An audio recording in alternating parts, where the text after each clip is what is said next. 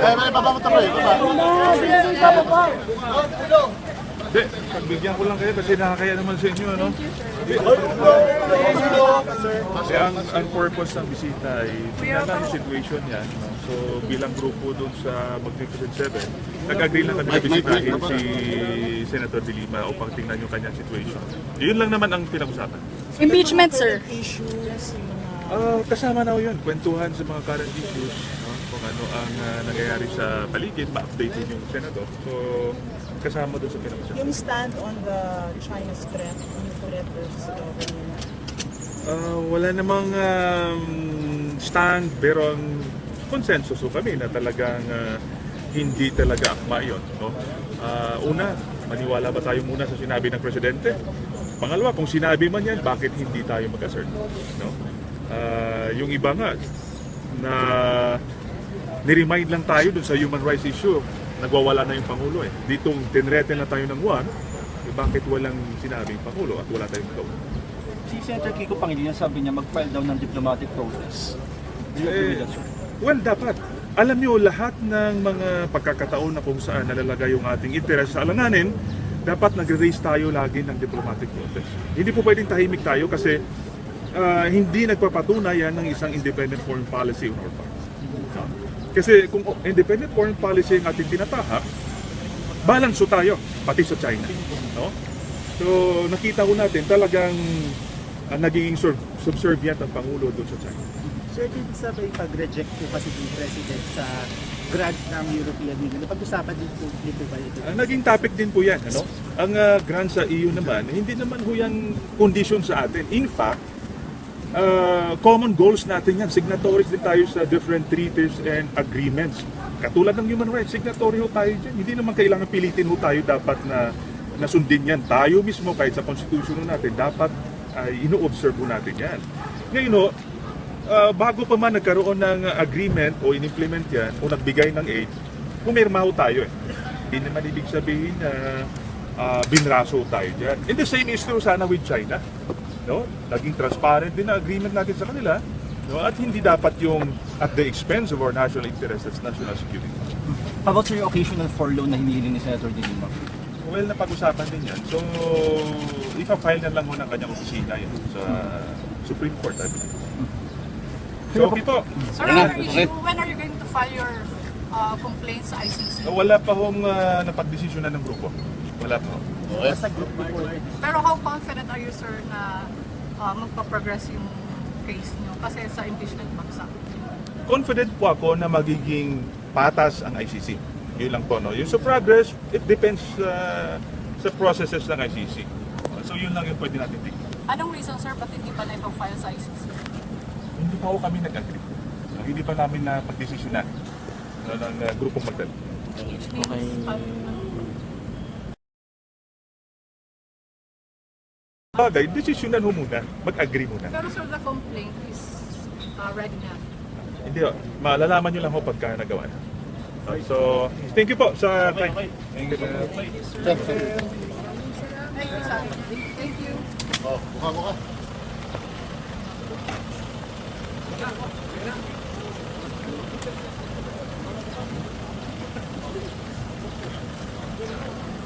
Ang nanumpa rito at in-endorse po ninyo. Ang nangyari po wala kayo po ang you took it upon yourself to state that all the contents of this, all the material, hindi po ba material allegation ito? That's the first part of your complaint. You're saying na 8,000 namatay. Ni isa, wala ho kayong alam eh. May 10, wala. And now, you're going back as far as the Davao Death Squad. You claim that 1,000. And if you look at it, if I proceed, as brought about by Honorable Marcoleta, makikita po dito sa mga footnote, galing po lahat sa newspaper eh. Or editorial and everything. Hindi po naman yan personalized. Ito po, nakalagay po dito, public speaking in paragraph 2, page 3. Nasa page 3 pa lang po tayo. Ang footnote niya, Philip C. Guardian Staff, the Guardian by Staff and Agencies, Guardian Staff. Ito po yung report ng Guardian Staff. Footnote number 2, C. Victims of Davao Death Squad, consolidated report by Father Amado Picardal, who is not here. We cannot even cross-examine this person. These are all hearsay. Then, again, if you proceed, next paragraph, see, be not afraid to kill drug traders by Marlon Ramos, Philippine Daily Inquirer. All of these are newspaper reports, and newspaper reports are not authentic records that we are talking about. These are, so let us jump, Mr. Chairman, so that we can proceed. So, Please proceed. very clearly, Majority Mr. Chair, may I you answer? do not have personal knowledge of the killing of 1,425 in Davao when Rodrigo Duterte was mayor. I have no personal knowledge of Thank the you. witness, but I have personal knowledge as a complainant based on the records of the witnesses. Okay, you Okay. may answer that way. That will be clear enough. And then, again, clearly, paragraph 10, it states under oath, organizing and or maintaining liquidation squads. Kasi po, let me just segue a bit.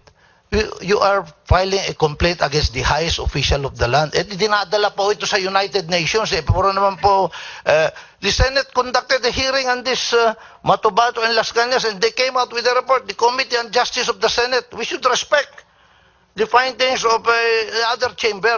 Nagka-hearing po dyan eh.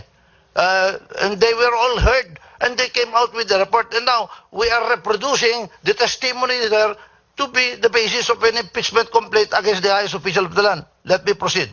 Paragraph 10, you stated under oath, organizing and or maintaining liquidation squads under the guise of anti-crime task forces, special police units like Davao's Heinous Crimes Unit, and or vigilante groups like the dreaded Davao Death Squad, and or providing funds to the said groups, whether in the form of salaries, nakakatakot po itong mga allegation, monthly allowances, bounties, rewards, and or prize money for doing his bidding, and or executing his orders to kill crime suspects, as testified to by Edgar B. Matubato and SPO3 Arthur Las Cañas of the Senate.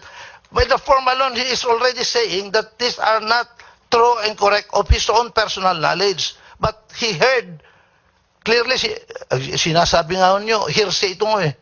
Dahil ang nagsasabi po nito ay si Las Cañas at si Matubato, not you. Is that correct? Mr. Chair, I confirm that I am not the witness. I confirm that in my own personal knowledge based on the testimonies and affidavits of the witnesses. I went through the records and I have personal knowledge. Yun na nga Now, on po the ang- issue of the Senate Justice Committee, Mr. Chair, hindi naman ho natapos ang committee. In fact, wala pang official report ang Senate Justice Committee.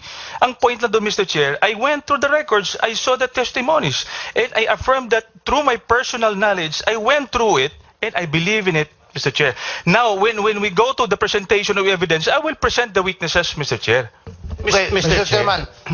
Now, clearly, it is not of his personal knowledge. That is the defect here. Kaya nga ho required speculation yan. Even that allegation, you are testifying on what Matubato and Las Cañas said, which is not allowed. Kasi hindi ko kayo lawyer eh. So, kami ho, kung susunod kami sa inyo, dadalhin namin to sa Senado, di nagmukhang gago kami doon. Dahil magdadala kami ng ebidensya doon na puro hearsay po eh. Hindi naman. So, from the Philippine Daily Inquirer, let's go to paragraph 2, charge number 2. Nakalagay naman po dito, page 6. Inulit po niya yung 1,400 persons, which we already know na hindi po niya alam. Then, ganun na naman. Clearly admitting under oath in page 6 that under the patronage backing, inulit po niya, Duterte's group espoused and pursued a policy of killing crime suspects, political and personal enemies, and even innocent civilians, including women and children, sans any trial and or due process of law, as testified to by both Mr. Matubato and SPO for Arthur Las Cañas. On the face of the document, res ipsa loquitur, dito na lang po, pinapakita mo na lang, hindi mo personal knowledge po itong mga sinasabi mo, at bawal po yan. You are introducing statements under oath which are not your own. Bawal po yan. Ayan ang trabaho namin dito dahil ayan po kung saan nalalabas yan. Lalabas dyan. Hearsay po ito eh. Then, again, the next paragraph. As testified to by Mr. Edgar Matubato and SPO3 Arturo Las Cañas, and as will be affirmed by other witnesses against him. Sino itong mga ito? Respondent Duterte offered and gave by himself and through his subalterns prize money, rewards, and or bounties. Ganun naman po eh. So, inaamin na nga niya. And then, inulit na naman po, 1,424 ang namatay. So, charge number 3. Yun lang po laman ng charge number 2, yung kay Matubato at Las Cañas. Charge number 3, graft and corruption and other high crimes. Sometime in 2015, sabi naman po niya, page 8, this is the third charge. The Commission on Audit came up with a report questioning the hiring of 11,000 contractual workers in 2014 by Davao City, now under President and former Davao City Mayor Duterte. Wala naman po siyang sinasabi, wala binibigay na audit report. Tapos ang isa side na, the COA further claim. Ang source po niya, Rappler. E paano po maging authentic records po yung Rappler? Ito, you stated on the road, the COA further claim, the city has no written policy or manual on the hiring of employees, particularly under contract of services and job orders. Identification of persons to be hired for such nature rests directly upon the recommendation of the department heads and other officials of the city. These conditions cast doubt that entries in the daily time record of these employees are manipulated, thus regularity and validity of the related expenditures could not be ascertained, the COA report said. Footnote 17. Titignan mo yung footnote ng 17 po, see COA questions Duterte's 11,000 contractual employees, Rappler.com, June 15. Paano po, hindi naman po authentic records po ito eh. And then, alam po naman ninyo, kung talagang may finding ang COA, that will result to suspension.